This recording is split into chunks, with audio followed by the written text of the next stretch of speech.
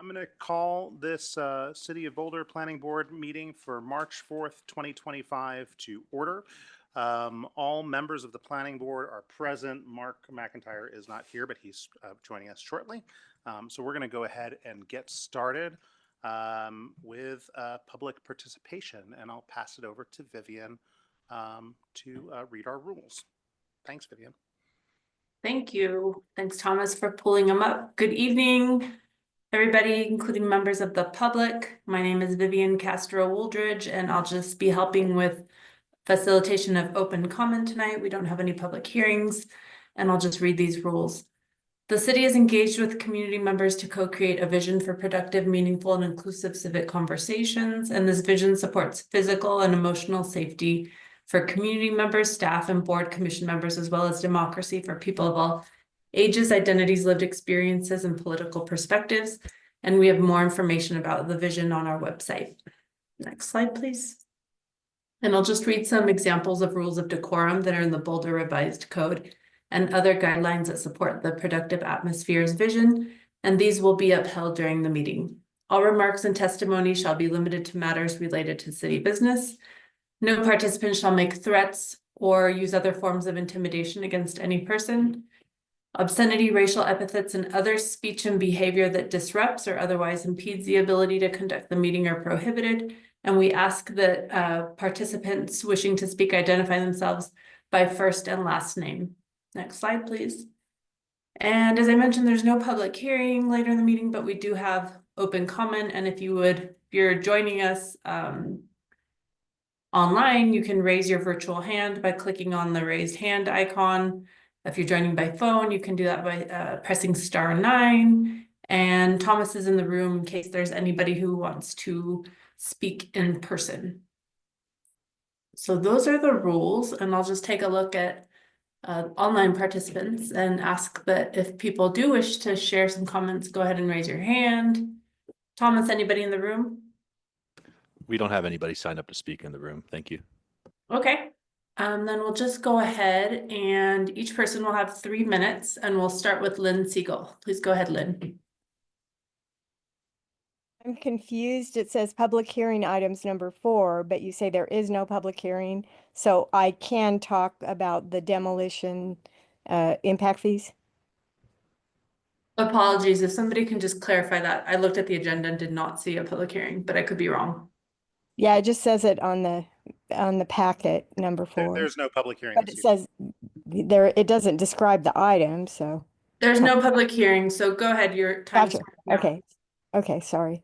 Okay, it looks like what you're going to discuss tonight. First of all, I don't want this impact fee for demos to be a distraction from IH, because we've got 25% impact fees in Boulder for standard building for development. And it's been so little for so long.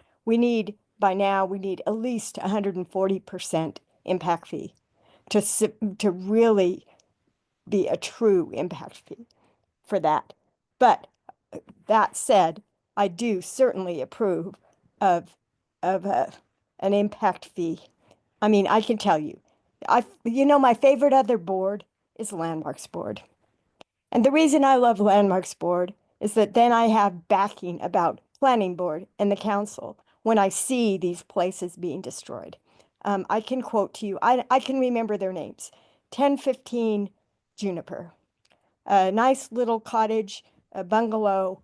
My brother and I were there 25 years ago for some party of some band in Boulder and music in the back, and all these little extra houses, places to stay in the back, and this beautiful place.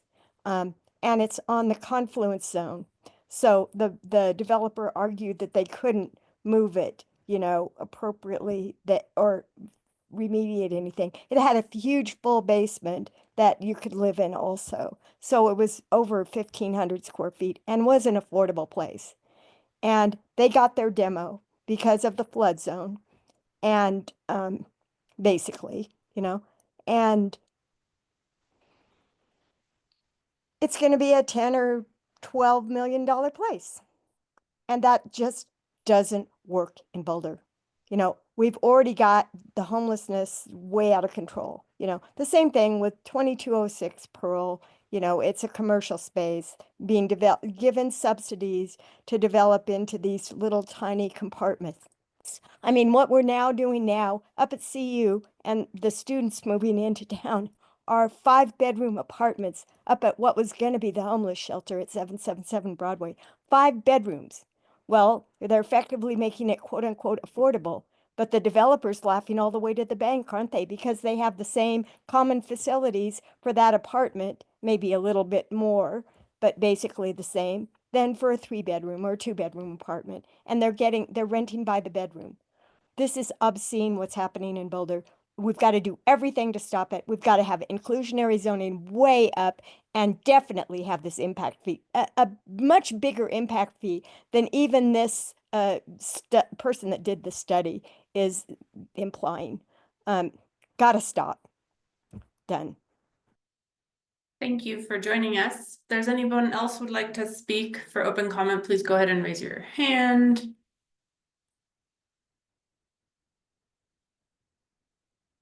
Okay, I don't see any other hands. I'll turn it back over to you, George. Great, thanks, Vivian, and thank you, Lynn, for your participation. We don't have any dispositions or planning board call-ups. There are no public hearings this evening, so we're going to go straight to matters from the planning board and the city.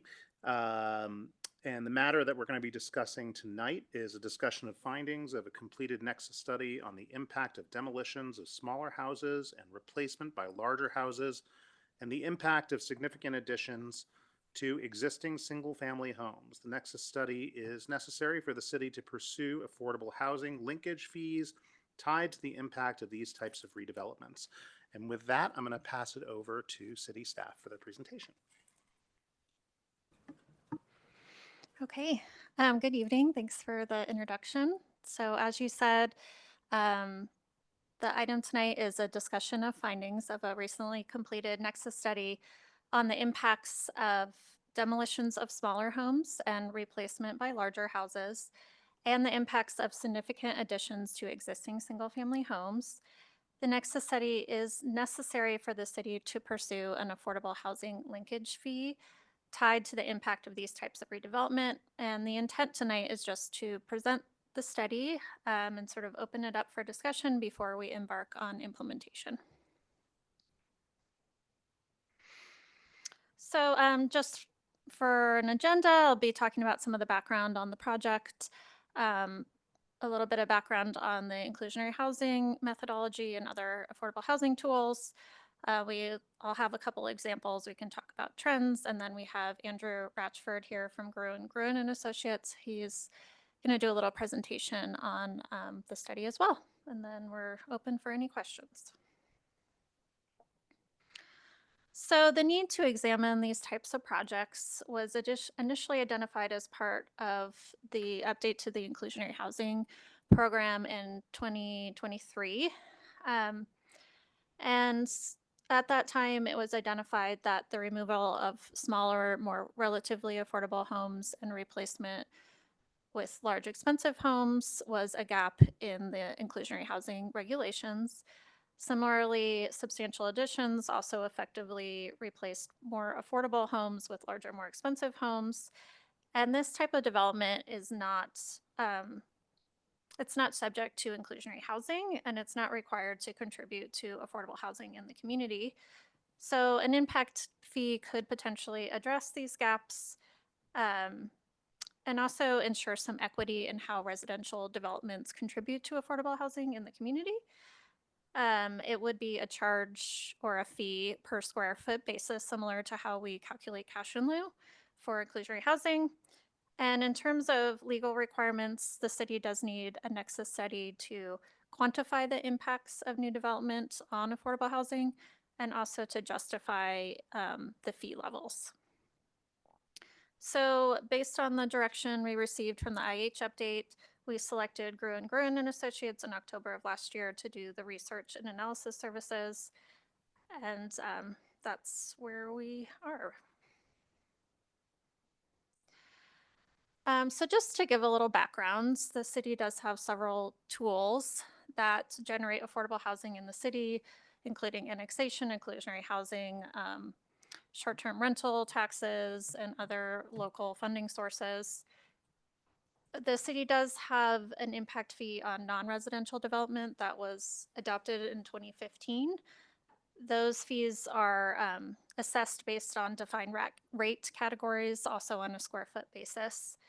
And shown in this graphic here, you can see the city received over $102 million since 2015. This hasn't been updated for last year, but you can add a couple more million to that. So the funds from these sources are directed into the city's Affordable Housing Fund, which provides an ongoing dedicated revenue source to support public investment in affordable housing. It also plays a crucial role in drawing federal and state dollars because those can be leveraged with the local dollars and provide additional affordable units. And if there was a potential impact fee, the funds would be directed into this affordable housing fund, similar to cash in lieu. So just to provide some more background on inclusionary housing, this is a requirement that all new development contribute 25% of new housing as permanently affordable. They have 4 options to meet that requirement. It can be on-site integrated into the development. It can be provided off-site as part of a separate development. They can dedicate land that is suitable for affordable housing development, or the most common option would be to pay a cash in lieu contribution. The caveat is if you have a development under 5 units, you would always be paying a cash in lieu contribution because it would be very difficult to meet these other options. So in terms of how that's calculated, as part of the last update, there was a change to the methodology to calculate it based on a per square foot basis. It is a sliding scale in terms of the rate and how it's applied. The benefits of this is it does scale with the unit size. It results in a more fair burden across unit sizes, and it removed a previous incentive for larger market rate units because there was a cap on the unit size and how we would calculate it.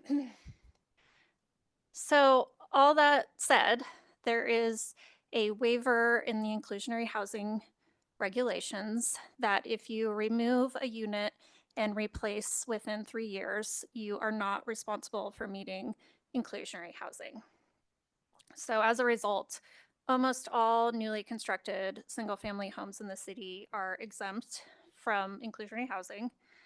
And that means that someone who purchases a property with an existing home, regardless of size or condition, would not pay a cash in lieu contribution, whereas someone who purchases a vacant lot and builds a home would be responsible to meet the IH regulations. And so that would mean at a rate of $15.34 per square foot, which is the current rate, that would be about $53,000 for a 3,500 square foot home.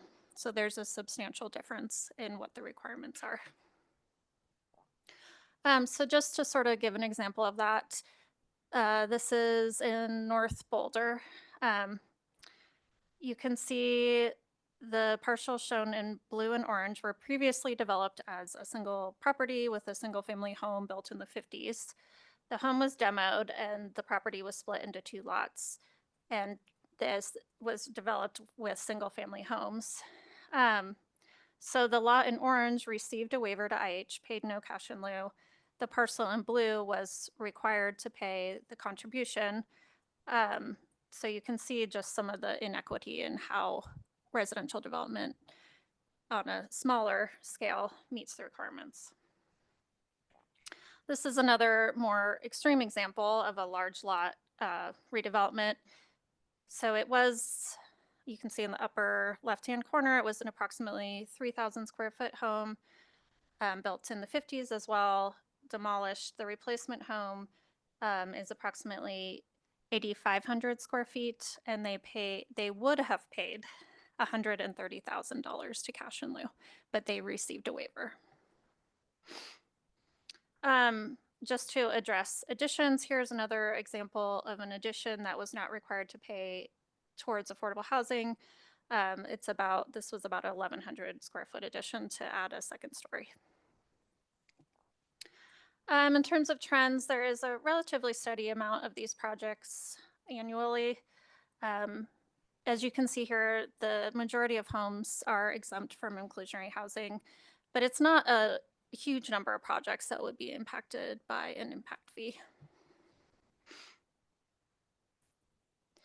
So not to go into the details, but just want to summarize that the consultant's findings show that there is a rational nexus between larger, more expensive homes and the need for affordable housing in the community. Based on the findings, the consultant recommends establishing no more than a $15 per square foot fee for additional floor area. Just to sort of cover the project schedule and the community engagement approach, we're looking at initial engagement and policy alternative analysis until July, and we would come back with code changes in the fall. We're also taking this to City Council on April 3rd. And at that point, I'm gonna kick it over to Andrew, and give me a second to pull up his presentation.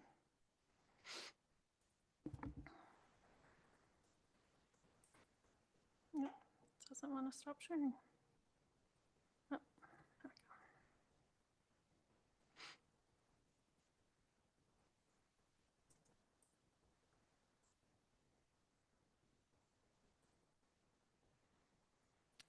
there we go. Good evening. Thank you for the introduction. I'm Andy Ratchford with Gruen Gruen Plus Associates. City hired us to complete this technical nexus analysis of a unique situation, I'd say, that doesn't apply in many other communities. So if you want to get to the first slide, we'll get right into it. I'm going to try and boil down what's a very long, a long read into hopefully 10 minutes or so, hitting some of the key highlights, and then, as Sloan mentioned, we can get to some questions and answers. The gist is that the study is examining and quantifying a relationship or nexus between significant single-family home expansions and affordable housing needs in Boulder. So there's two types of possible connections or linkages. One is a demand nexus, and the other is a supply nexus. We considered both of them, and I'll tell you, I don't think a supply nexus results in a direct loss of affordable housing in Boulder. You consider that most teardown lots, which someone's purchasing for just the land value, usually sell for around $800,000, and some of them a lot higher, up to $2 or $3 million. So while certainly this activity is removing less expensive housing from your housing stock, it doesn't equate to a direct loss of affordable housing as the city and many other affordable housing funding sources define it. So most of the study is really focusing on the so-called demand nexus, which kind of works through a chain of economic events that eventually leads to increased demand for affordable workforce housing in the city. So as higher income households occupy expanded or new homes, they spend a portion of their income on goods and services Boulder. These expenditures stimulate demand for additional jobs.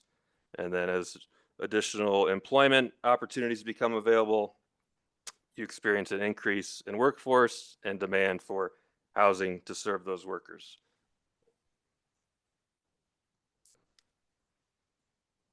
The study looked at three scenarios that were each characterizing what we found to be somewhat typical tear down or expansion projects.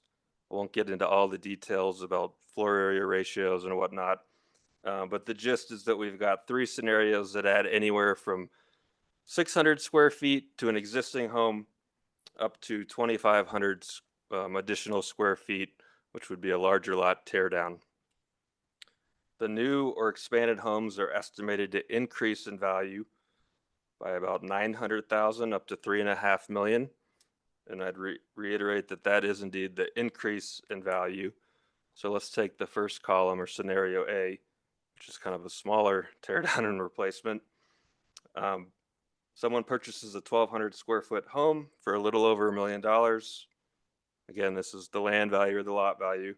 The home is demolished, replaced with a new, larger 2,800 square foot home, for which we've estimated and documented a typical value of about $1,100 a square foot, which is normal in Boulder, or a little over 3 million. So when I say the increase in home value, it is 2 million, the $3 million new home relative to the $1 million paid for the lot, essentially.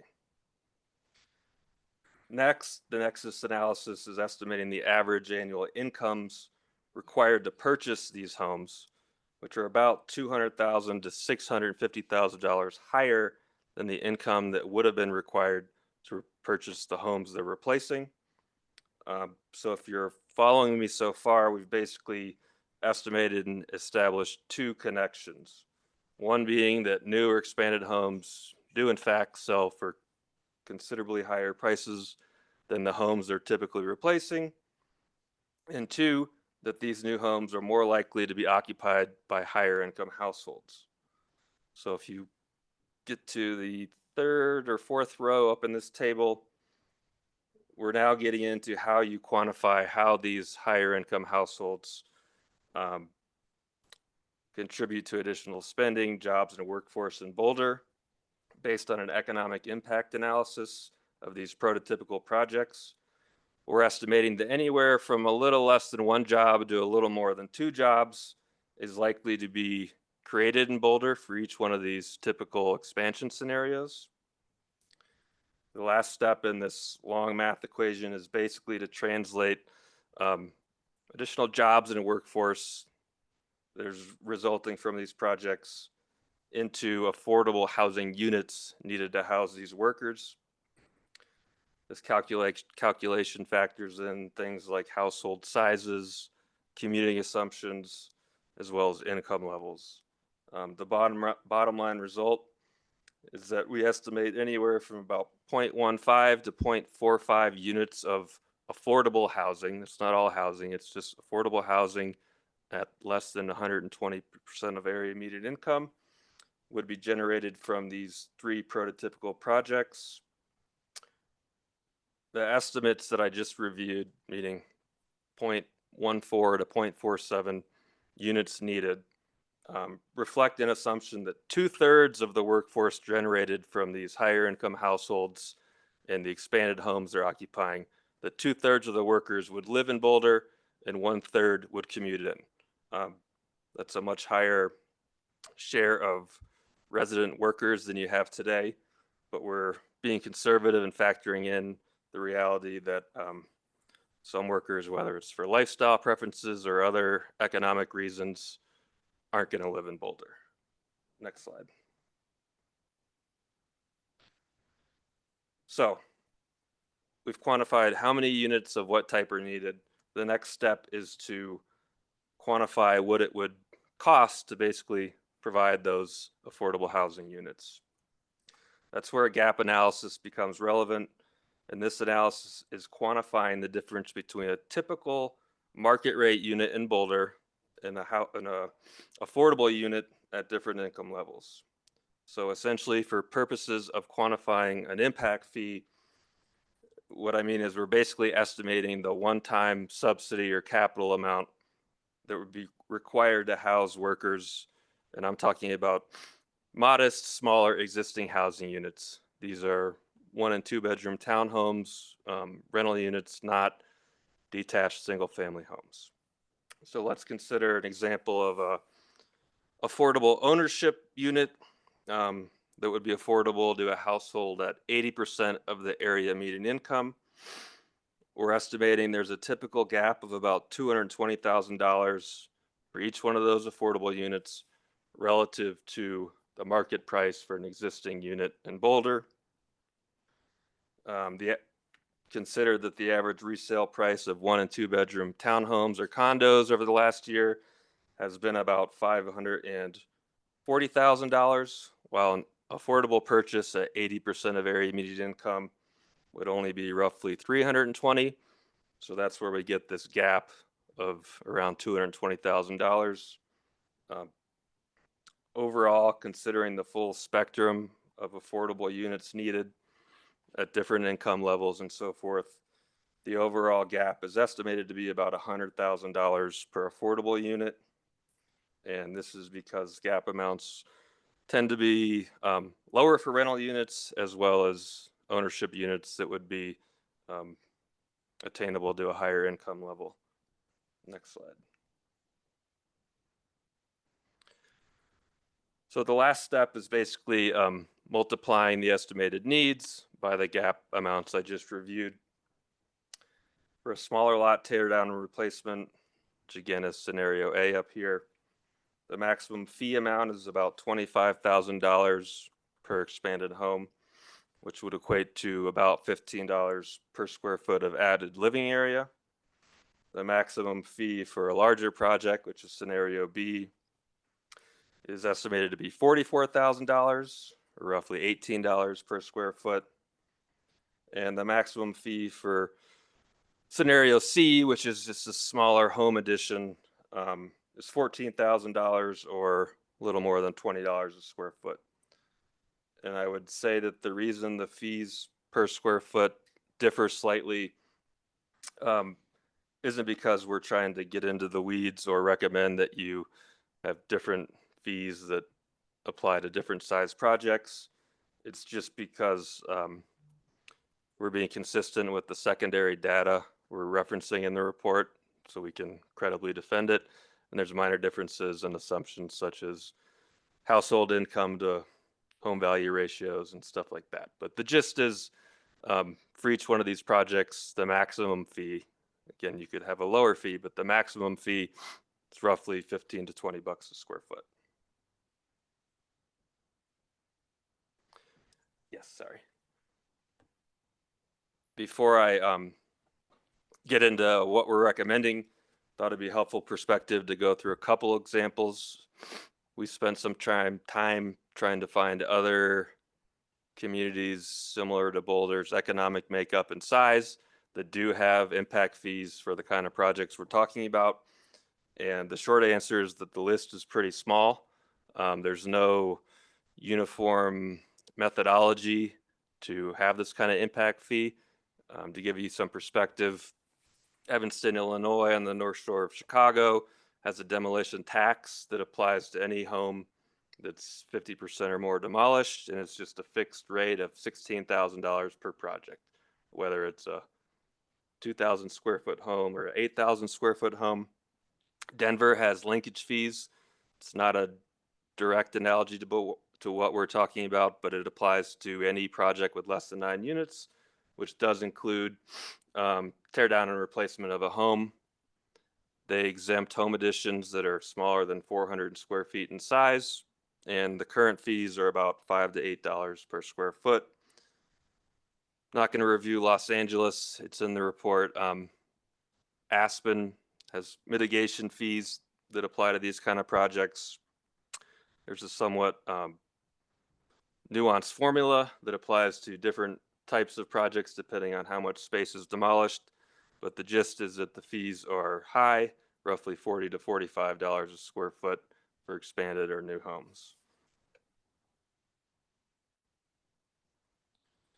So if Boulder decides to impose a fee, we recommend establishing 1 per square foot fee for all projects, and based on the technical nexus study I just tried to breeze through in several minutes, we're recommending the fee shouldn't be more than $15 a square foot of added living space. So for example, a new home replacing a demolished home that's expanding it by 2,000 square feet would pay a fee of $30,000. A second story addition to an existing home that's adding 1,000 square feet would be subject to a fee of about $15,000. We think consideration could be given to phasing the fee in, and it should be periodically updated to account for changing conditions in the local housing market or economy.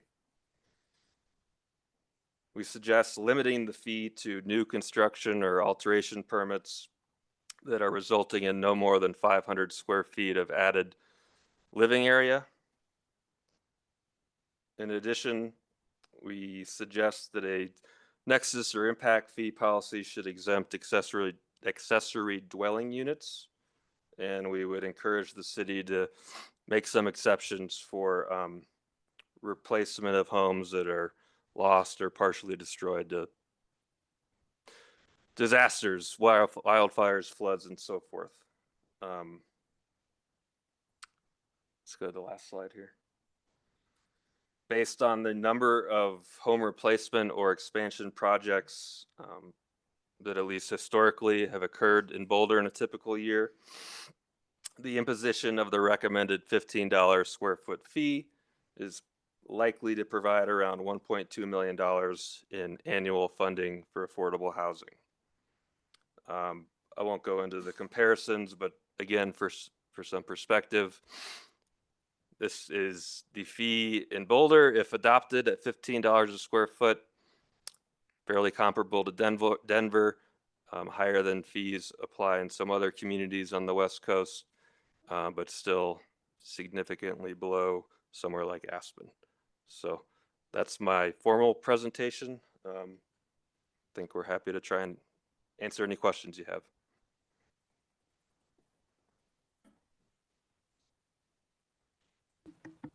Anyone want to start us off with questions? I've got a bunch, but I'll defer to someone else if they want to start.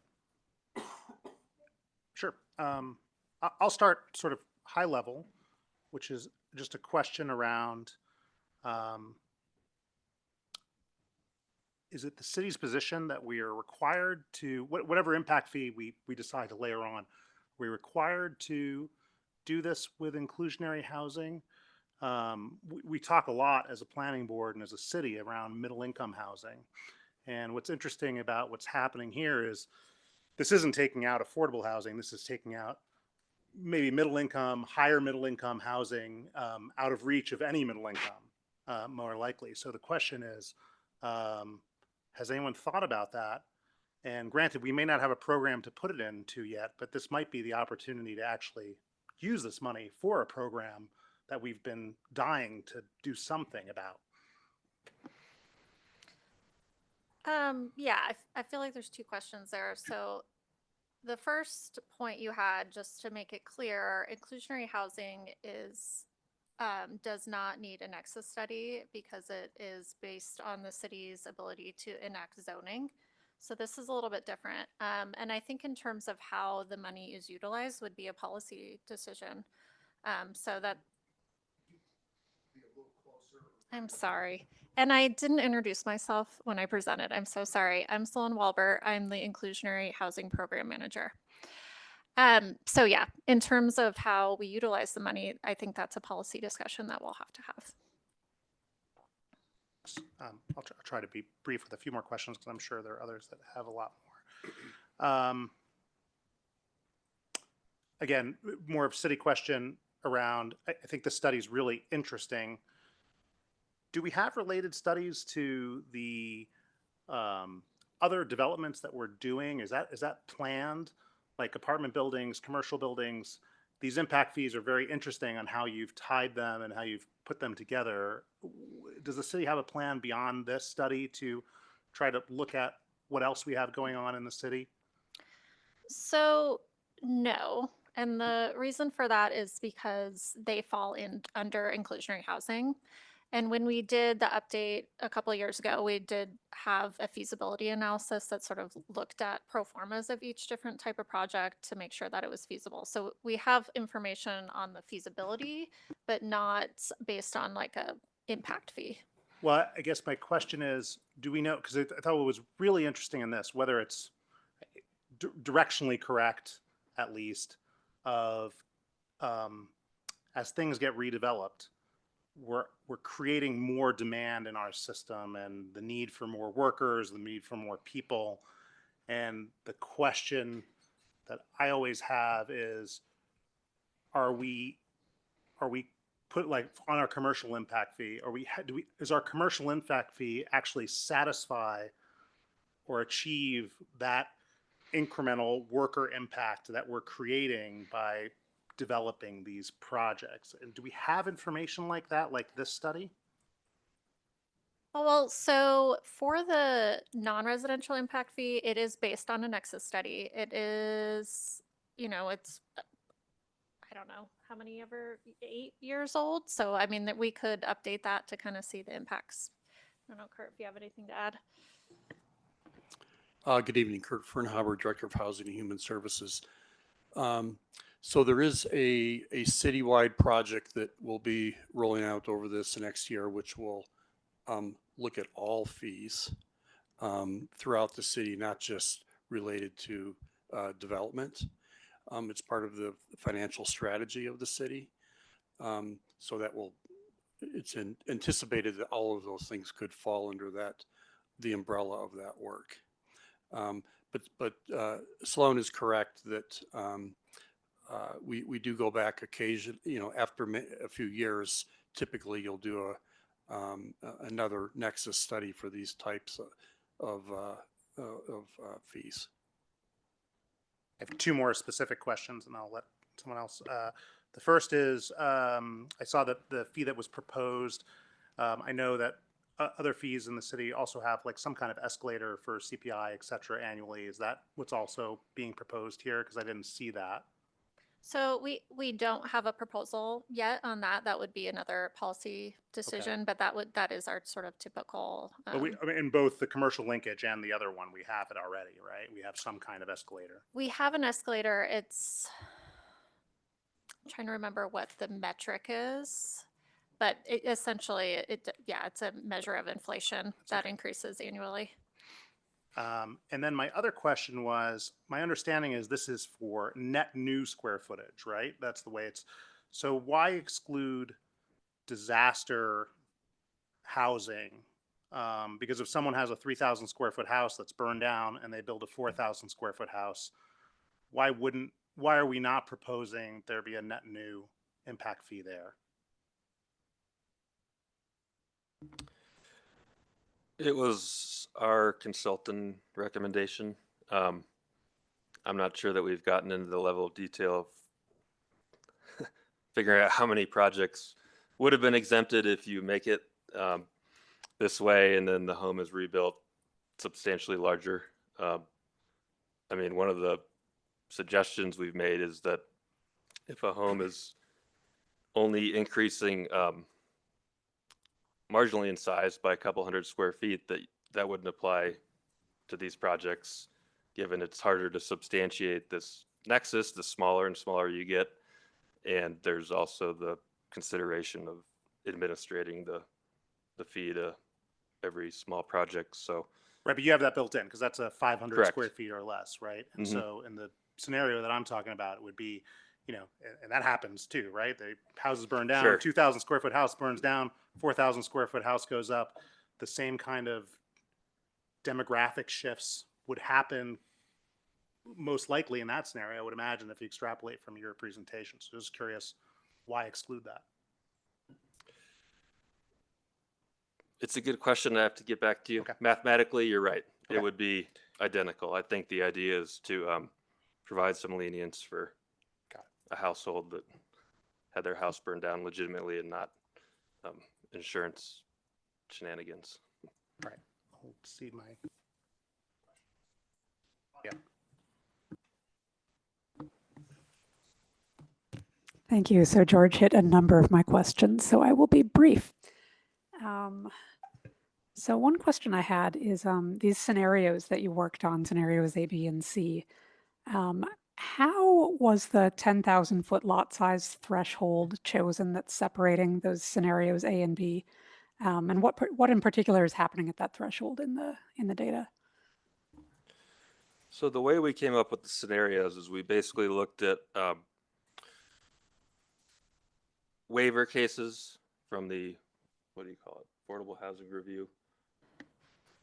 Yeah, just the data on how many waivers we Right, so we- process on an annual basis. We went back and looked at the homes that have been completed using the county assessor data which includes lot size, above ground living area and so forth. And then to determine the homes they're replacing, we looked at currently approved, pending, proposed cases that involve demolition of homes, but they haven't yet been completed. We looked at what characteristics exist for the homes that they'd be replacing if they're approved. So there seemed to be kind of a natural split within this sample, if you will.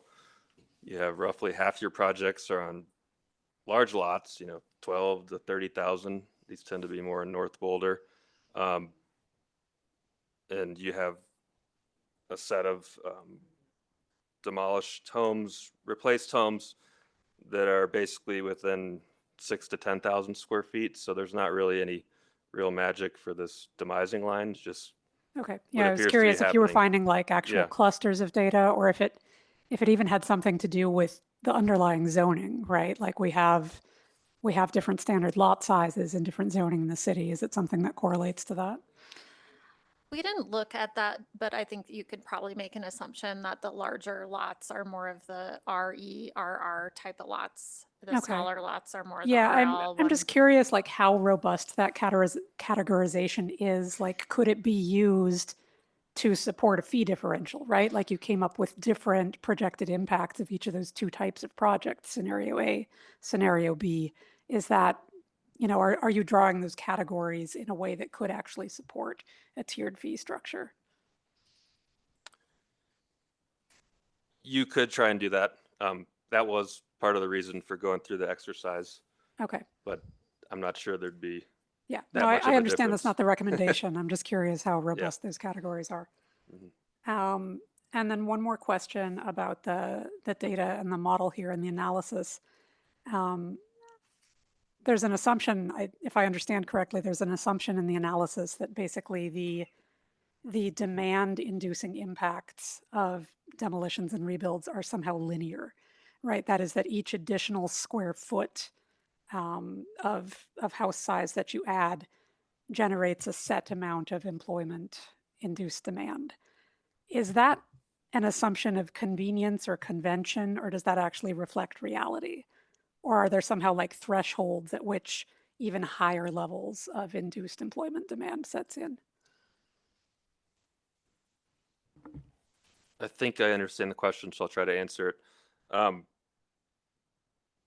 It is of necessity, and it's standard for any nexus analysis, whether it's for commercial fees or residential, which is, yes, that household income, spending, and employment is more or less linear, as in a household with 100,000 spends a third of a household with 300,000.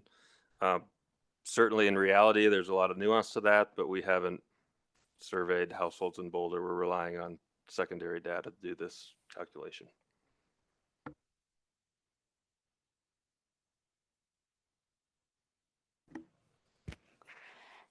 Just continuing with that thinking. So Boulder has this phenomenon that happens in certain neighborhoods where houses are demolished, big houses are built, and they're purchased, but they're not lived in. They're investor properties. And for example, in the neighborhood I live in, there are a significant number of those. So that I would think would impact this assumption of jobs being generated and whatnot. Did you take into account the actual houses that are inhabited after the process versus the vacant houses that are new big houses? No, it's assuming that all of these projects are built, purchased, and occupied by a household living here. Certainly, there wouldn't be a nexus if there's nobody living in the house, spending money in Boulder and so forth. But I guess my response to that is eventually someone's going to occupy the house. So if you want to collect an impact fee, I'm not sure it matters whether it happens 3 years from now or tomorrow. That's my short answer, I would suppose. Thank you.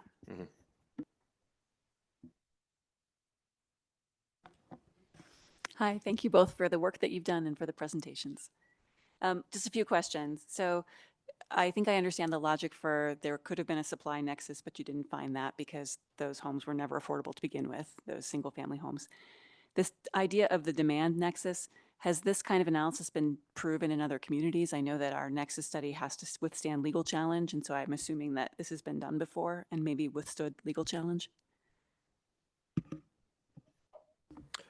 Yes, it's not typical for single family demolitions as I reviewed. I mean, other communities have done it, but the methodology is very similar to what the city had to do to have commercial linkage fees.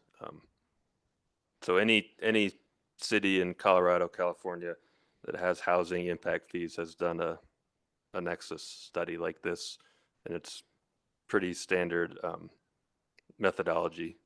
To do the demand nexus? Yes, yes. Okay, thank you. So the policy recommendation to have one fee of $15 per square foot and no more, and that's at the very low end of what you calculated the impact fees could be. Why did you choose that low end? What was the logic there?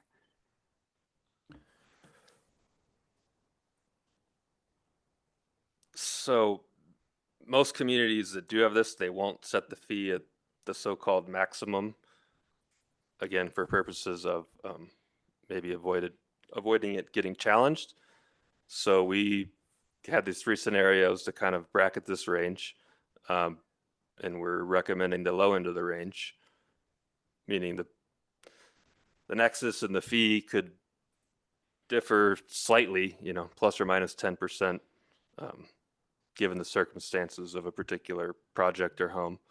So again, I think it's just to be conservative, and sure, it could be $18 a square foot, but our analysis shows that that would be more than supported for some projects. So we're suggesting the low end of the range. Okay, so sort of the least common denominator kind of approach. Correct. Okay, I was just curious because I think the comparison to the square footage charge for the inclusionary housing is like $15.34. And that's on all square footage versus this, which is $15, but only on the additional net new square footage. So somebody who demolishes an old home and builds a new one would pay significantly less than someone building the same size without demolishing a home? It depends on the size of the home you're demolishing, but typically the homes that are demolished are on the smaller size. So yes, you would still get a credit, but if you're tying it to this nexus of the additional affordable housing, there would be a difference between a vacant lot with no housing. There's a rational nexus between that difference, if that makes sense. I think so. Thank you. And then the 500 net new square foot exemption, an exemption for smaller projects with less than 500 net new square feet. How was that size chosen, the 500? Like you said, Denver, it's 400, right?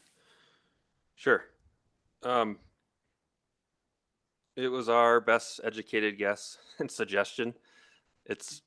Some communities have no exemption. Los Angeles doesn't charge linkage fees for projects that add less than 1,500 square feet, so there's a wide range. Part of our simple-minded way of thinking of this is if new housing in Boulder is selling for $1,000 a square foot, which it is frequently higher, 500 square feet is roughly $500,000 change in home value. Could it be 400, 600? Yes, it wouldn't change the results of our study. That's just a recommendation. Okay, I was just wondering if it had any correlation to like the size of additions that you're seeing. Like for example, in the memo, it mentioned garage conversions. We measured our garage. It's like 19 by 19 feet, so just like under 400 square feet. But so like, I was curious if there's any linkage to the size of projects that you've seen. No, there's a wide range in terms of additions. Do you know about how many projects have an addition that's less than 500 square feet? Does that happen very often? It does happen. We didn't look at the exact number, but I could get back to you on that if you're I think that would be curious. interesting data. Yeah. That's a comment. I'm sorry, I'll stick to questions. Similar question. You looked at, you estimated with your range of replacement or expansion projects a low of a 600 square foot home addition to a high of a 4,500 square foot new home. And I'm curious how many replacement homes in Boulder are more than 4,500 square feet? Because it seems like we get a lot that's more in that like 6,000 to 8,000 or more square foot range. I couldn't tell you off the top of my head, but I'd be happy to share the data we compiled to come up with these scenarios. Yeah, that'd be great. Thank you. Yeah, my hunch is that less than a quarter. Most of them are within this 25 to 4,000 square foot home size. But again, I'm happy to get back to you on that one. I think there may be some extreme outliers. Okay. That's it. Thank you.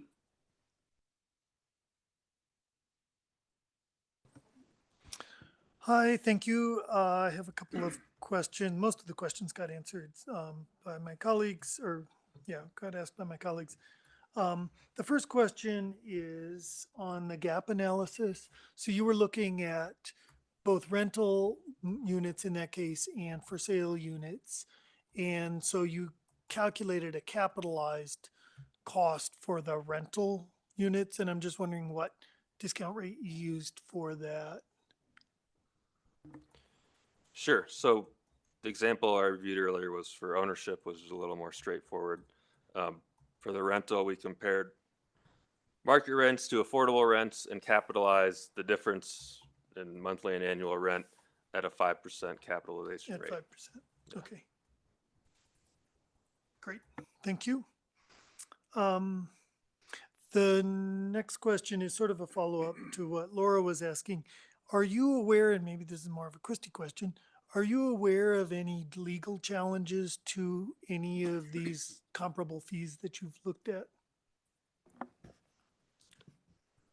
I am not aware of any legal challenges to the ones that the city or the contractor has looked at. There was recently a case at the United States Supreme Court regarding impact fees, but it had to do with impact fees that weren't tied down to a specific building. So the way that they're doing these with square footage is generally held to be okay under the law because it does reach the size of the unit and is proportional to their impact. Great. Yep. Sounds good. And then I guess my only other question is about cases where you're going either from a multi-unit dwelling to a single unit dwelling or vice versa, which certainly in the past, we've seen a lot of conversions of apartment buildings, either through demolitions or just internal changes to single unit. And potentially, if we're starting to allow more missing middle housing, we might have some conversions the other way, or situations where, I take my house, I add on a 700 square foot addition and make it into a duplex, And so I'm just trying to figure out how would those things work with regards to this. So in terms of if you're adding a dwelling unit to a property, you would fall under inclusionary housing and you would be required to pay the cash in lieu contribution for that additional unit. Just the additional unit. Yes. Okay. So I think it would depend on the project and how you're utilizing the addition. But if the addition is just to add a unit, then you would fall under inclusionary housing. You would pay cash in lieu for that unit. If So- you're doing an addition to an existing unit, it would be an impact fee. And then addition for an additional dwelling, that would be cash in lieu. So there are some nuance that would need to figure out on how that would apply. So if I just take my existing house and I demise it into 2 units and call it a duplex, I would still pay an inclusionary housing fee Yes, you for would. 1 unit. Yes. Yeah. Mhm. Okay. And if I take an existing building that's a triplex and I tear it down Mhm. and I build a single unit building, Mhm. there's no impact fee for that. Is that correct? So under our current regulations, you would have essentially 3 credits or waivers. So you would use one of those for your single family home and you would not contribute cash in lieu. And under this scenario, assuming that you're not increasing the square footage, you wouldn't pay an impact fee either. But if it were increasing the square footage, then yes. this would apply, even though it's starting not as a single unit. Yes, because Okay. it's on a square foot basis, not on a credit for dwelling unit basis, if that makes sense. Yep. Okay.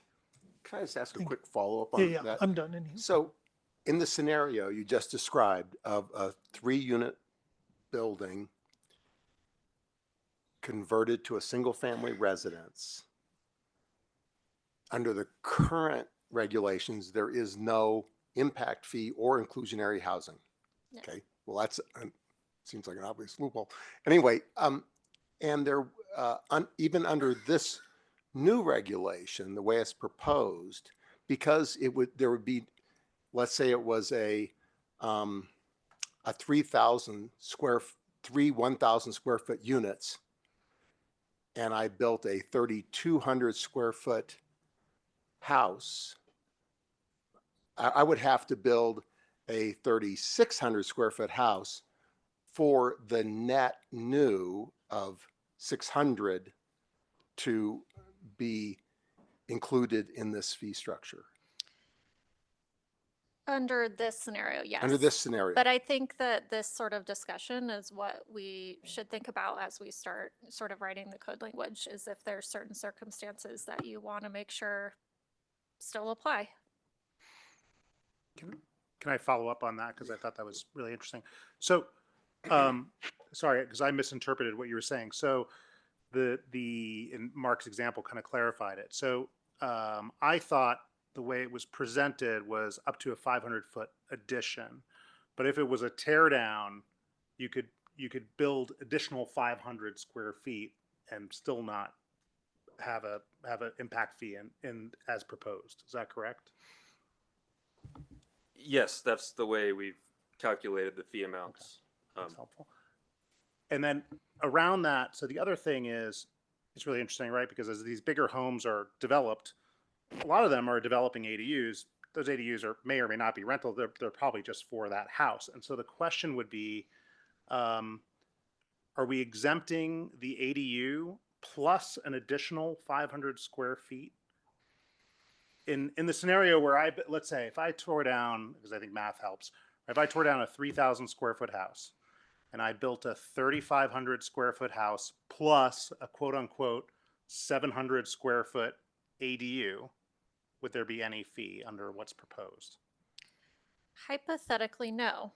But again, I don't think we've gotten into the details on how you would exempt ADUs and how you would, is it a cumulative total or, yeah. So a question around that, which is why, and maybe this is a policy discussion, but I'll just put it out there as a question, even if we don't have an answer, why exempt an ADU and 500 square feet? Because a lot of ADUs are not used as ADUs. They're just used as parts of a house, right? So what was the rationale behind exempting an ADU? That was our suggestion, and it was simple-minded, I guess, being that you're going to impose new housing impact fees. Not sure it'd be a good policy to discourage possible sources of additional lower-priced housing. We didn't get into nuance of, is the ADU occupied by somebody that's not the owner of the primary residence and so forth. It was more just our take on the policy. It wouldn't discourage possible sources Okay, of so affordable for a housing. discussion, that's fine. Yeah. If it's helpful, I can tell you for inclusionary housing purposes that we sort of examine this as part of calculating cash in lieu on a square foot basis. And it's difficult because they come and go. And so do you calculate it when the house was first built, or how does that work? And so essentially for inclusionary housing, if it's part of the principal structure, an attached ADU, you do pay cash in lieu for that area.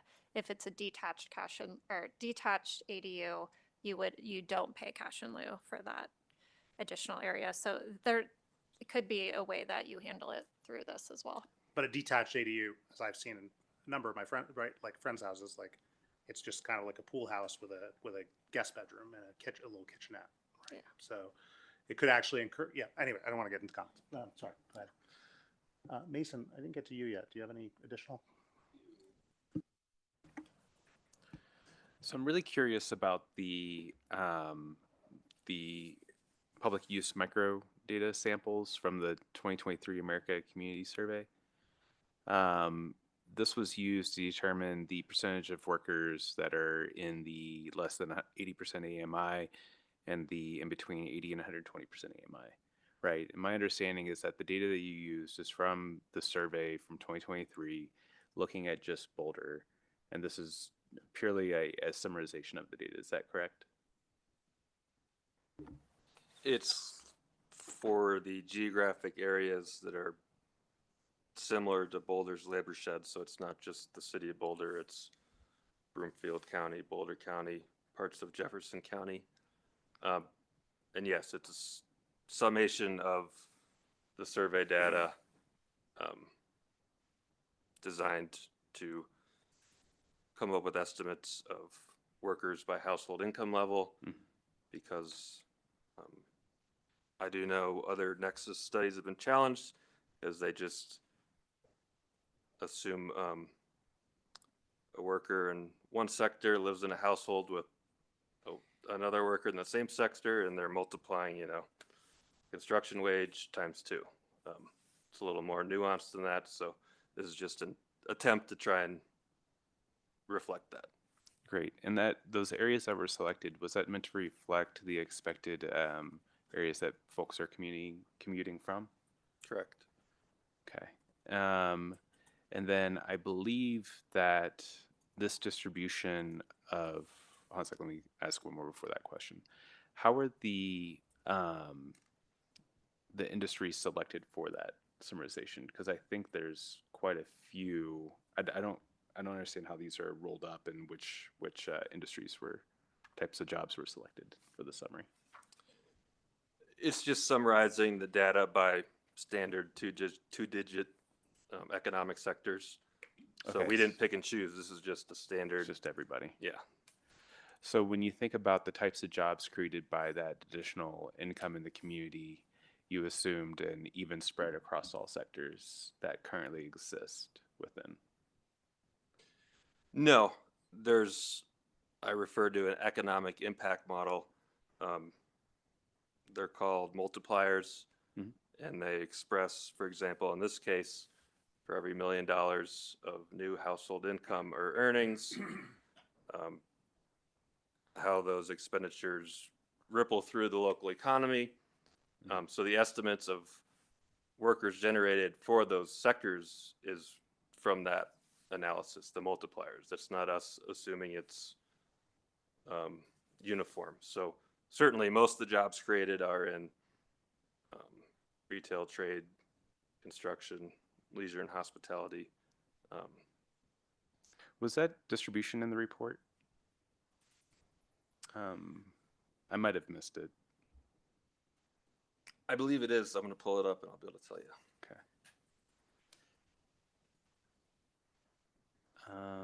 That makes a lot of sense. I appreciate the explanation. Yeah, it is in there. It's way back on page 28. Estimated employment impacts by industry. Okay. Great. That makes a lot of sense. And then,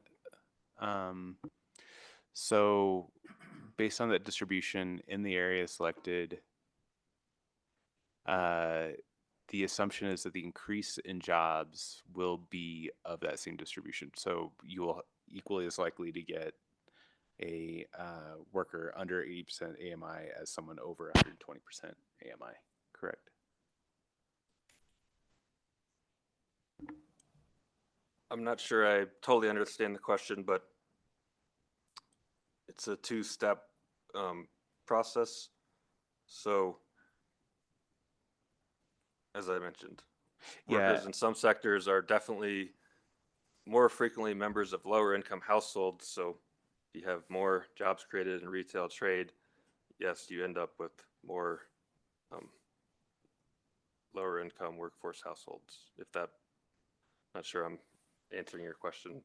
Yeah, no, I think you are. You're just assuming that like for every construction job that's created, it'll not mess with the distribution of workers within the distributions of AMI.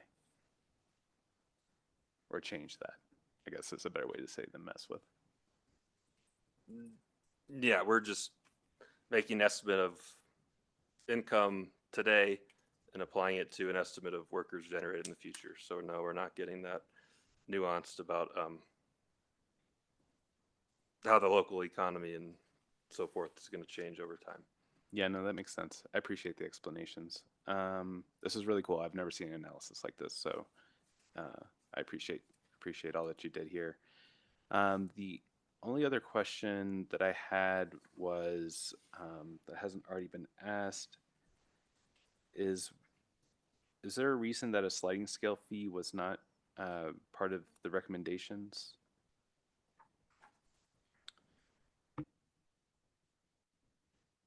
Why you went with like the flat rate versus a sliding scale?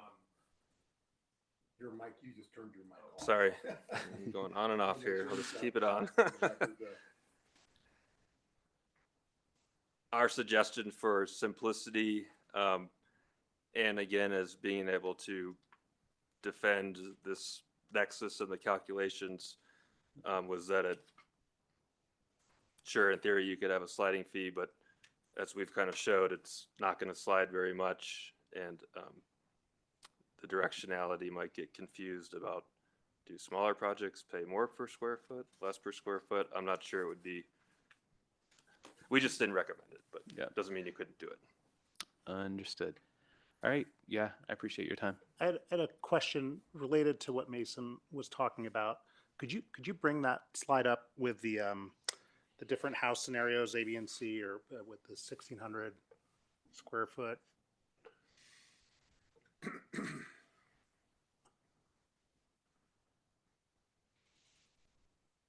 You know which one I'm talking about?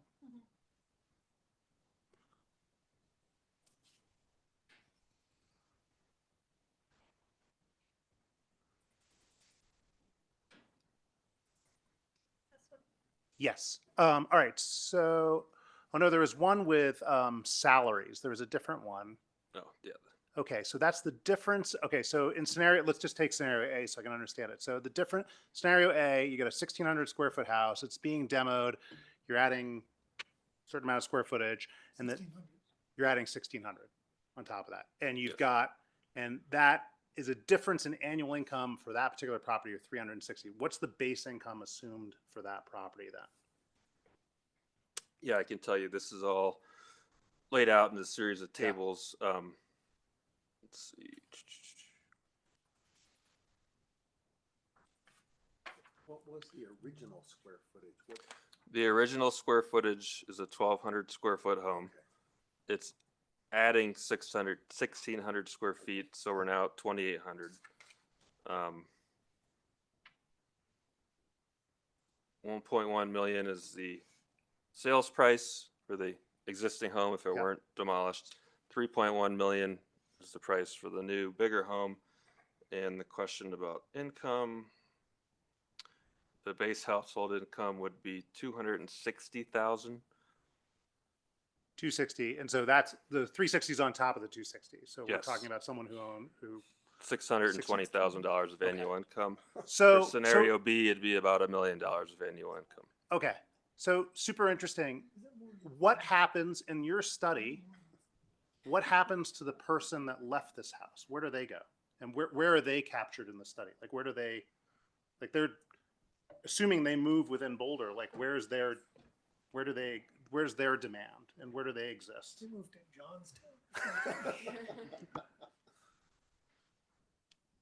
We aren't quantifying what happens to the household. We haven't quantified that. Okay, But we're talking about is the incremental difference, right? Right, but that person conceptually still exists. So this incremental is potentially on top of that person that exists in Boulder if they stay in Boulder.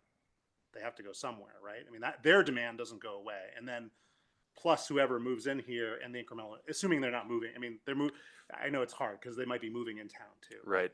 Okay, so I'm just No, trying you're to correct. understand. That's Yeah, not accounted for, but my got it. economics brain, Got it. by that logic, you could charge everybody who already lives in Boulder an impact fee to keep living here, kind of thing. Got it. So we're really trying to quantify that net new income, expenditure, workforce generation, because unlike inclusionary housing, we're not adding any additional units, right? You already have one housing unit and replacing it with either a new larger home or you're expanding it. So there's not the same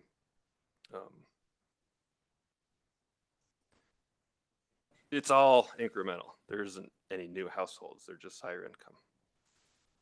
I was just trying to think through your question, George, and I wonder if what you're asking is actually something that would be captured by establishing a supply nexus, which we're not doing, rather than a demand nexus. So somebody is displaced from one of these houses, because that house is somehow removed from a more affordable housing supply. Dying, they're moving, or they're moving somewhere Yeah, else. yeah, but that seems to be a supply nexus rather than a demand.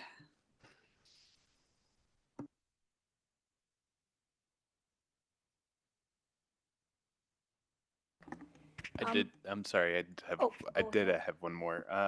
So in that data, my understanding is it's a survey. There's margin of error included in the numbers. How do you all treat margin of error in these estimates? I'm sorry, which survey are you referring to? So the I'm gonna have to find it because I forgot the name. The American Community Survey. That data, my understanding is that like the income, for instance, is estimated for the community because it's a survey. It's not gathering everybody. So they provide like a plus or minus sort of range on like those incomes. How do you all treat those margins of error?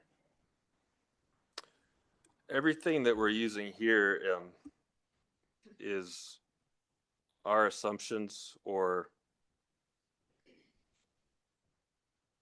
for example, home price to income ratios taken from a different data set for Boulder. We haven't calculated what the margin of error is because in theory, this is data for the entire city over a certain year. It's not a sample. As far as the PUMS data, that's the census data we've used.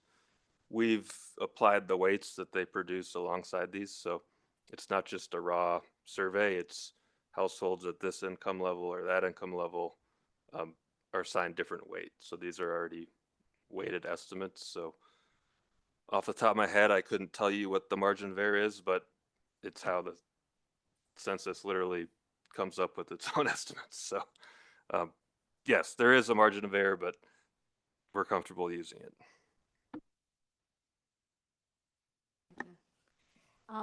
So my question goes to,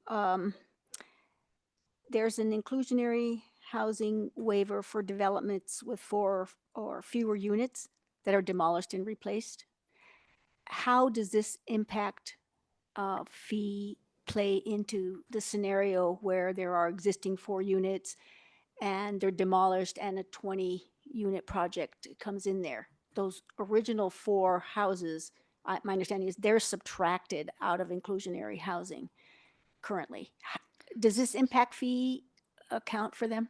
So, good question. So the waiver only applies if your development is 5 or fewer, the entire development. So if you're building 20 units, you don't receive any waivers to inclusionary housing. And this impact fee for the removed 4 houses, So it becomes the inclusionary housing fee? no, so that is a good clarification. So although the vast majority of these types of projects are single family, it would apply to a triplex or a duplex as well. So if you fall outside of inclusionary housing because of this waiver process, the impact fee would apply. Mm-hmm. based on the square footage. Got it. The standard square footage would be applied to the units that were demolished. And then if they are above the threshold If it for was a inclusionary redevelopment, housing, they would yes. fall into that. So somehow or another, that kind of gap that currently exists, which one of the first projects we saw was on Arapahoe, on West Arapahoe. And they were removing houses, and it just perplexed me. It's just like, why aren't we capturing any fees for these? Because they were being replaced within the allotted time. So this fixes that. Great. Thank you so much. Almost all my questions have been answered, but I have a couple. The $50,000 and 500 square feet, that's an and statement, correct? That the project has to exceed 500 square feet addition and $50,000 of expense. Is that right? So we didn't have a recommendation for valuing to accounting for value. It would just be a square foot amount. Okay. Yeah. I'll have to, I don't have my PDF here, but somewhere in there was, So that this- might have been for the purposes of determining the nexus, but in terms of actually implementing, it would just be on a square foot Okay. basis. We wouldn't be valuing. maybe, thank you. I Yeah. think I got confused there. Is the 500 square feet, if I have a 2,000 square foot house and I'm adding 1,000, is the first 500 that I'm adding exempted, or is that a threshold that if I'm adding 1,000, I pay the fee on the whole 1,000? The first 500 is not excluded. Yeah, the way that other impact fees are, it's a threshold. So you'd be paying for either you meet the threshold and you pay for the entire square footage, or you don't meet the threshold and you're not subject to it. So you would pay for the 1,000 square feet. Okay. All right. And the fact that we kind of decided against, and again, this is tough going for me here. The supply nexus, the fact that we're really not doing much with the supply nexus, did that take into account recently adopted city code where I know you've exempted ADUs, but we have made FAR and building envelope to be the determining factor, setbacks, et cetera, versus number of units. So whether it's a duplex or a triplex, anyway, did the supply nexus take into account new regulations that are more lenient on building a duplex or a triplex? So for the purposes of the nexus study, I don't think the supply analysis takes into account zoning regulations. Okay. In terms of implementation, I think that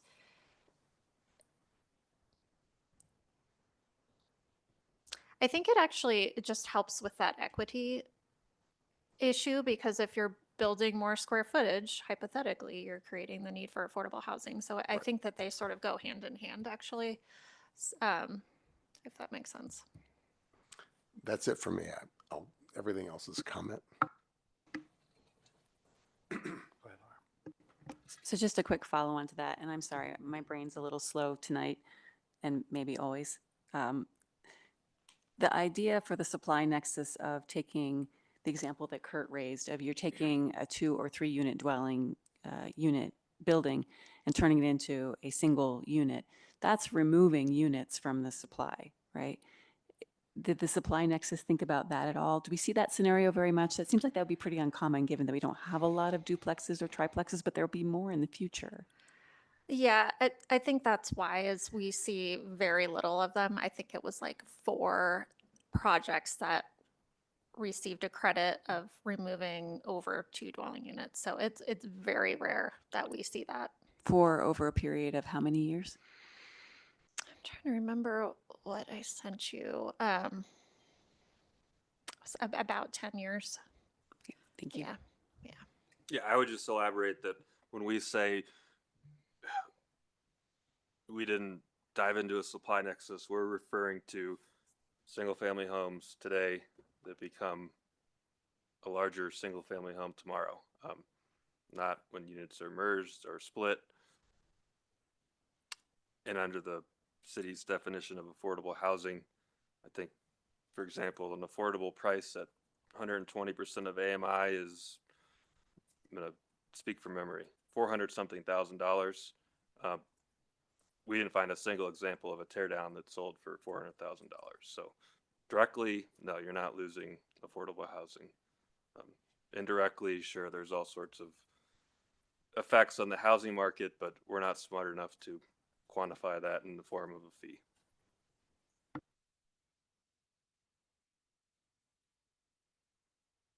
Should we go to comments, suggestions? Sloan, what do you need from us? Do you want us to each give you some comments? You want to have a discussion? What would be helpful? Whatever works for you. I mean, there is some questions in the memo, but really just if you have feedback for us moving into implementation, certain scenarios we should be looking at. Do you have the key questions that we can just pop up on the screen just to help guide our conversation? That might be helpful.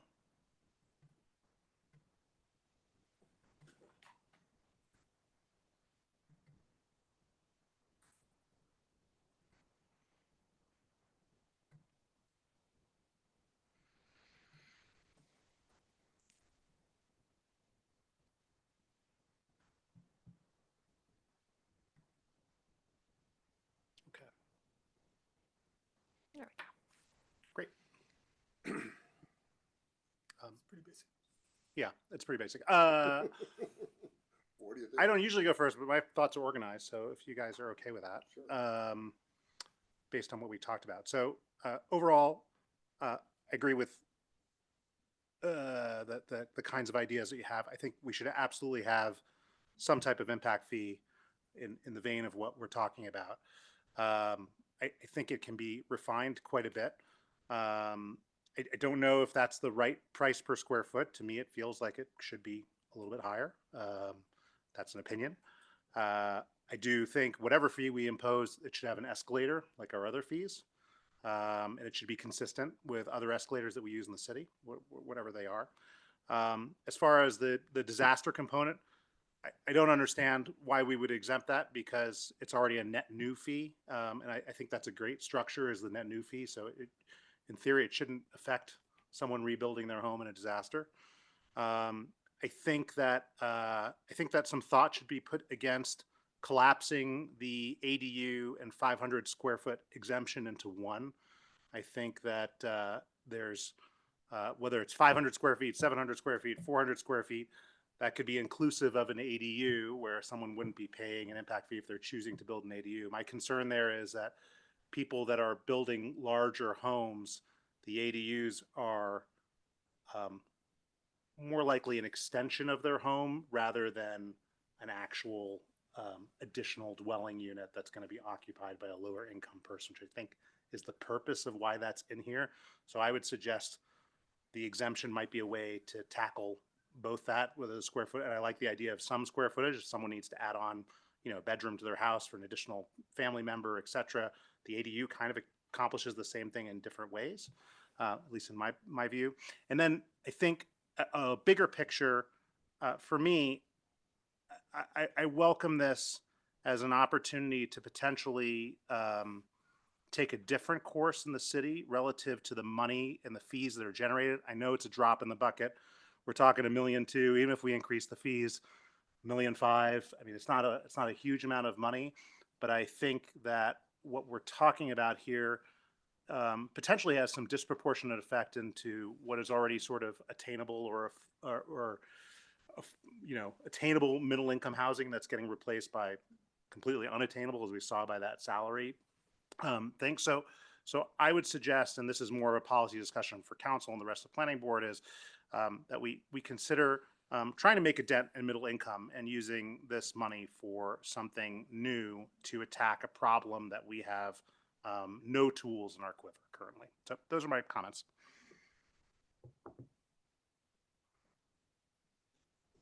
Go ahead. So I agree. I really appreciate the work that you've done, and I think that this is a great nexus study for the city to have. Completely support the direction that you're going. I agree that I think that the $15 per square foot, I appreciate the lowest common denominator logic, and if we could extend that logic into some kind of sliding scale, I think let's take a look at sort of the extreme outliers of what are these really big projects. And maybe there needs to be a high tier for some of these really large single family homes to kind of discourage that if we can, even in some small way. Similarly, the exemption for putting that number at 500 square feet, I'd really encourage more data gathering about how many projects and what type of projects are around 500 square feet or 400 square feet, and see if there's some kind of natural break in the data around the different kinds of projects. Rather than going with the 500 without looking at the data. So I would do that. I agree with George about the escalator. The disaster rebuilds, I do think that there is some logic to giving a break to people who have experienced one of the worst things a family can go through and that are going to have excessive costs because of that, right? And so maybe they get a little bit more of a square footage exemption than anybody else, but I don't know that I would completely exempt them. So maybe for them, if the normal exemption is 500 square feet, maybe they get an additional 1,000 square feet, right? Because when you think about rebuilding your home, the cost of rebuilding are so high that even though that raises your resale value, you know, it's kind of coming out in the wash for you. So I can see giving people a little bit more of an economic break if they're forced into that scenario where they have to rebuild. I agree with George about the ADUs. I think having an exemption for ADUs and an exemption for 500 square feet or whatever that number is, cumulatively seems potentially open to abuse. And I think that might have been the direction you were going, Sloan, when you said we haven't really looked at the details of if that's cumulative or not. So maybe it is the ADU is not separate from that square footage exemption. And then whether it's through this study or not, the idea of people removing units from the city seems like something that we should discourage, whether that's knocking down a small apartment building or a triplex or a duplex to build one very large unit. It seems like we should think about how can we have some kind of impact fee that addresses that loss of housing for going from multiple small units to one big one. And maybe it's not this study, maybe it's something different, but I think that we should be working to discourage that. Thank you so much.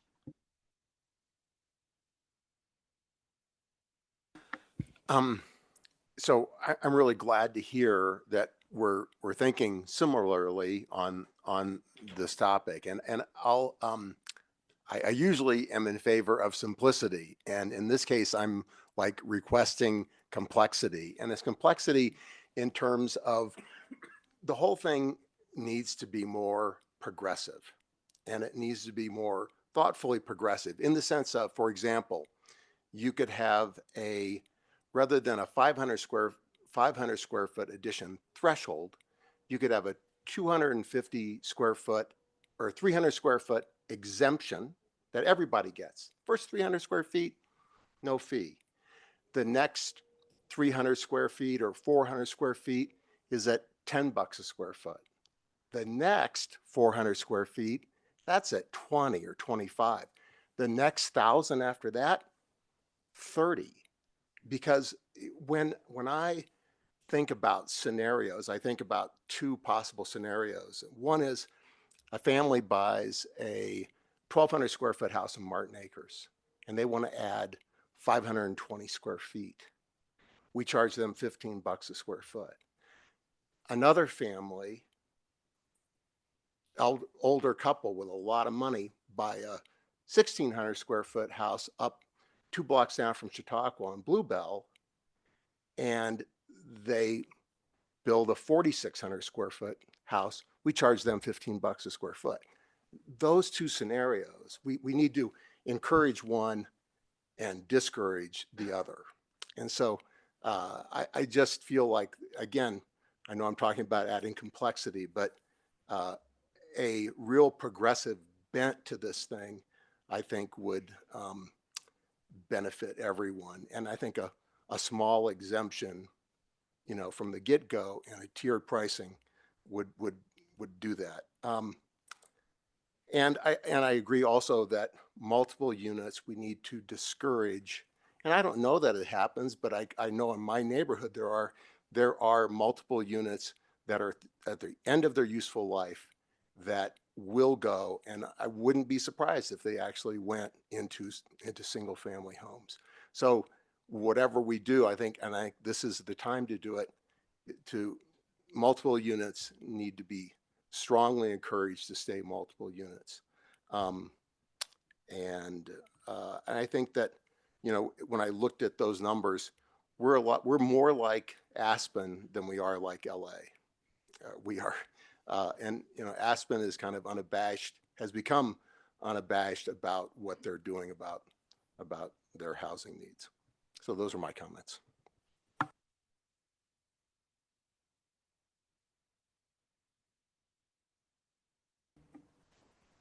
My comments are going to be really short. George, I think you pretty much nailed it. I only have two additional things to really add. I think on the wildfire front, disaster, I agree with exactly what you said, George. I think my main concern is what we've seen in these disaster situations, that there are predatory buyers that go through and grab these lots and they build bigger. And I think we should discourage that in any way that we can and try to help the families get back into their homes. Laura, I understand what you're saying about the incremental. So I don't know if there can be a component tied to ownership, staying with or what have you, to try to account for that. But I am supremely concerned about that. The only other thing I would say is I appreciate the work that you've done on the study. As someone who does economic type studies in healthcare, I understand all the assumptions and the issues with the types of data you have to work with to come up with an answer that can stand up legally with something that's imperfect, like the data that we have. So I get that. The only part of it, there were really only two parts that I thought could be improved with the study. And one, Claudia, you mentioned, and that's that linear relationship with spend and income, which feels a little bit iffy to me. I don't have the experience to say one way or the other, but I would love to see that further explored. The other one is that income distribution across industry sectors. It doesn't quite pass the sniff test that 50% of the additional jobs would be above 120% of the median. I think just by definition of what median means, that doesn't feel right to me. And assuming that every job that's created is will preserve that distribution also feels like a strong assumption to me. When I think about the jobs that would be created by this increased spend, to me, I feel like I would assume that many of them would be in that more 120% lower AMI. I understand the assumptions that are made or whatever, but I would like to see that just explored further to see if there's reason that actually holds, or maybe just more explanation for my personal sake. Yeah, otherwise, good job. I appreciate this. I agree that we need this. So I lean more towards the Aspen example too, Mark, like you said.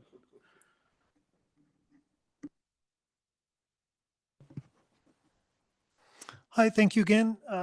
Really appreciate all the analysis. Thought it was, yeah, fascinating. I didn't understand it as well as Mason did, but I did my best. Yeah, just a few comments regarding disaster. I agree with George that really, if you're rebuilding your house, we should absolutely make sure that that is straightforward. But if you're adding on to it, then I think that that's a different ball of wax. And I think we should be charging for it because of exactly what Mason said, that in a lot of cases, it's not the same owner. It's a predatory buyer who comes in. Regarding the actual number that we came up with, well, first of all, my heart definitely is with Mark about doing a more progressive fee structure. However, it needs to be tied to a nexus analysis, right? And so it's not clear to me that that sort of aggressively progressive structure, unfortunately, is justifiable. However, you did find in your two rebuild examples, the smaller one came in at 15, the larger one came in at 18. And so it does seem like there is justification there for at least some amount of tiering of the structure, as I think Laura referred to. And so I would support looking into that, especially for the full demo and rebuild, which it just seems like a more it's a bigger impact. To me, it feels like, than in terms of how the impact on the city than these 500-foot addition, 800-foot addition, whatever. I agree with Laura that we should look into that 500-foot threshold and find out, maybe 300 is a better number, whatever. And yeah, definitely concern about which is probably independent, about the case of dwellings being removed. Was an example just within the last couple of years near ML on Grape, the 800 block of Grape, where there was a very affordable duplex that got torn down, and it's a very fancy house, I don't know, $4 million house or something that was built there. My sister lived in a house up on Mesa Drive many years ago. There was a triplex, not a house, an apartment in a triplex, and that got torn down and turned into a super fancy house, one of those Mesa Drive houses. So it does happen, and it feels like when it happens, it's a really significant delta in value and affordability to utter lack of affordability. And I think those are all my comments, so thank you.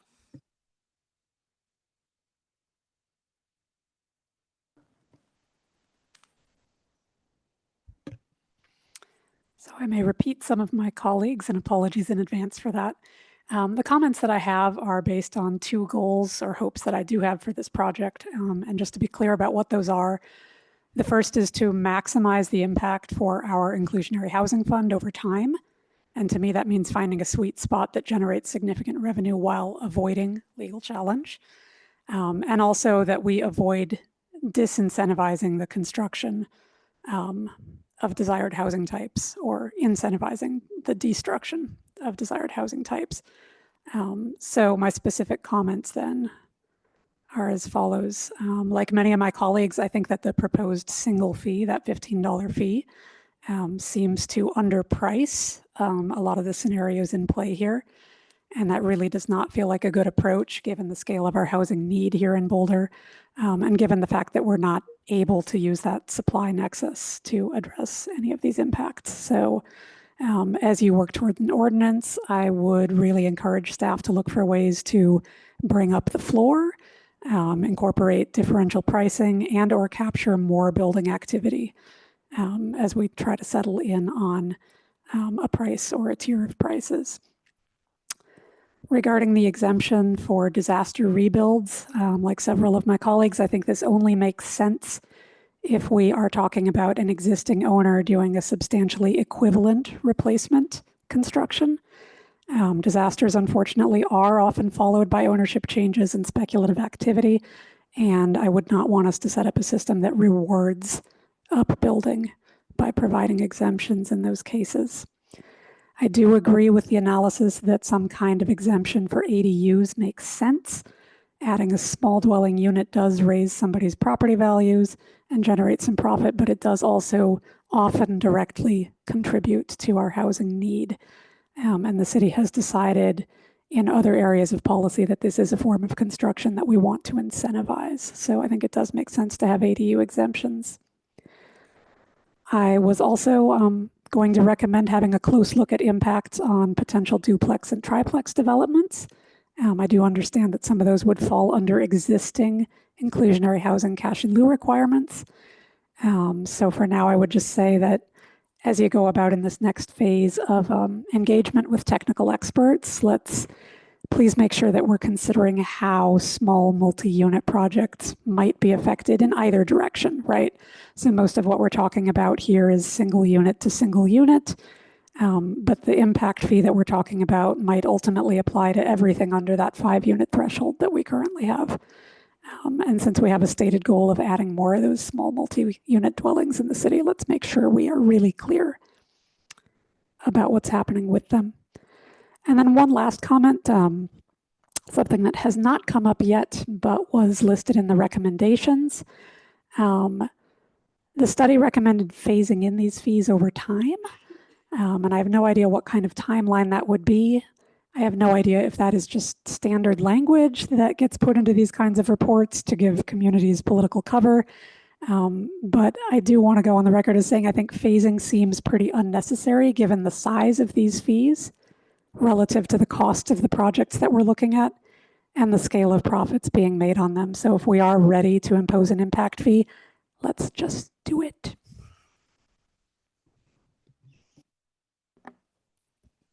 I like that conclusion. Let's just do it. You've gotten some brilliant information and input from my colleagues, and I am not going to get into any details. I support what's been said. I would encourage, as this gets developed into the ordinance and into the details, that the point that Mark and Kurt brought up, which is what are we encouraging and what are we not encouraging? I think that should become a filter for what we end up doing. It's just like, what's the result going to be when this actually hits the ground in our neighborhoods? So I think that that's an important thing when this is a very real thing that happens that is going to be impacting the neighborhoods and how the neighborhoods are or aren't developing. And I think it's a great tool to try to kind of shift the course of what's been happening. So please keep your eye on the end game there. And I agree with, I think our proposed fees might be too low. I do agree that we are more like Aspen than we are like Denver or any of the other cities in that we're contained, right? Our city is pretty contained with its green belt. And, that makes any building that happens in our city so much more valuable because we can't just keep spreading out and have kind of the benefits of some of the other geographies. So those are my 2 inputs, and thank you for your hard work. Is that good? Yeah, go ahead, Kurt.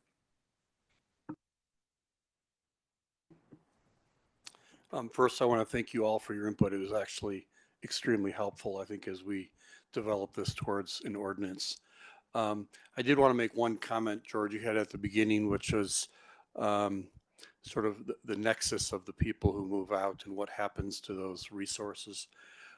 We actually do have a program that we've been running for about 5 years now. It's called the Preservation Program, where we go out and buy market condominiums mostly, fix them up as needed to meet energy standards or whatever, and sell them for $100,000 to $150,000 less than we bought them for. They become permanently affordable homeownership units. We just sold 3 of those last week.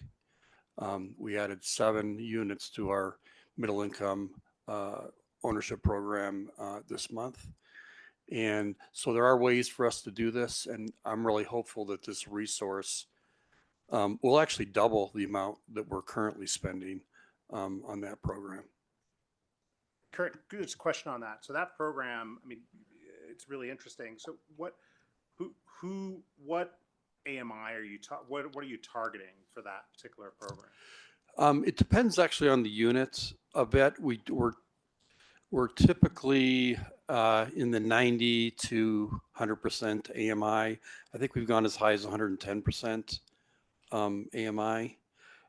If you go higher than that as an AMI, people actually start looking elsewhere. outside of the city. So there's sort of a sweet spot there for a permanently affordable unit. If you start going too high in that AMI, it actually doesn't work as well either. Thanks. Yep.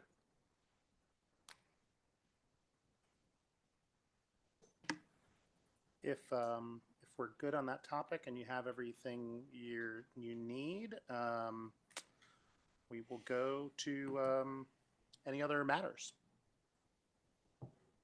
for the board. Not that many people We have here. no other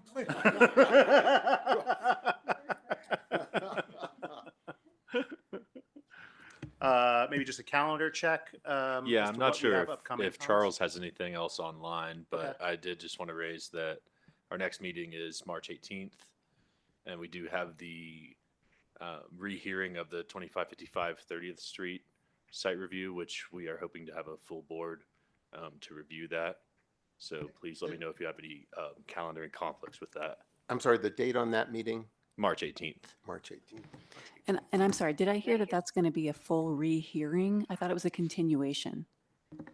What's going to happen on March 18th with regard to 2555 30th Street? It's mystery. No, I'm kidding. According to your or your rules of procedure, if there is a vote of 3-3, the applicant is allowed to request a rehearing. Since there was a vote of 3-3, there is going to be a rehearing, which is a complete rehearing of the case. So presentations, deliberation, applicant presentation.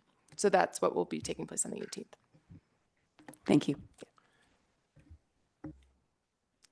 And Charles mentioned, just a point of information, the 1855 Flatiron Court is going to council for review. So it'll go for call-up consideration on the Go up, 20th. I'm sorry. So they have not yet called it up. No, but they will they'll have the consider it on they'll consider it on the 20th. Because it's considered a denial at this point. Is that right? That's correct. Even though, but the denial findings were tied. They weren't adopted, but it's technically a denial. Okay. Anything less than 4 positive is a Right. Okay. Even though the denial findings were not adopted. Okay. Adopted. That's right. How does that work? I thought the city needed denial findings in order to not approve a project. I guess I'm just trying to understand the process. Yeah, so the findings of the planning board, and Charles, you can correct me if I'm wrong. I know you've been talking to Laurel more about this. So specifically, your rules say that it is a denial. The findings, the rules don't require a written finding from the board. So the findings of the denial are going to be based on what you all have discussed in the deliberations on that case. So as far as the record for that denial. Okay, thank you. Yep. Charles, I still see up on the screen. Any thoughts, comments? No, nothing else from staff tonight. Okay, great. Mark, you still your microphone. You interested in talking? All right. If no one has anything else, Just we'll a adjourn this meeting. Oh, Quick Laura. question. Just to check in on our retreat agenda, that's coming up in a few, few weeks. April 8th, right? So like in about a month. So about a month. What's the process for deciding the retreat agenda? Mark Correction. and Kurt are the, this was a topic of Mark and Kurt a little while ago. But I think we heard last time that. Correction on we- the date. We're scheduled Brad for and April Charles 22nd. were, Right. We're going to make a proposal. So I think we're waiting on that, and then Kurt and Mark may weigh in. So Brad and Charles are meeting tomorrow to actually discuss. okay. So we'll Okay, thank you. we'll And be- thank we'll be you, in Thomas, touch. for the correction. Very important to refer to ourselves as the third Third person. person. All right. Well, thank you for that. And with nothing else, we'll adjourn the meeting. Have a great night. Good night.